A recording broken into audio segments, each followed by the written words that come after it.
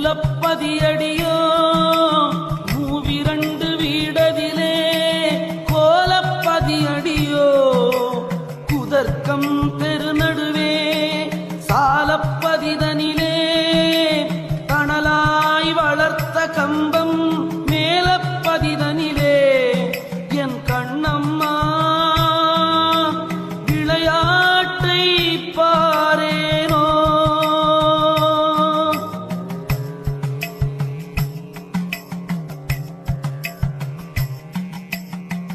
என் San உடம்படியோ ஏழிரண்டு வாயிலடி பஞ்சாயக்காரரைவர்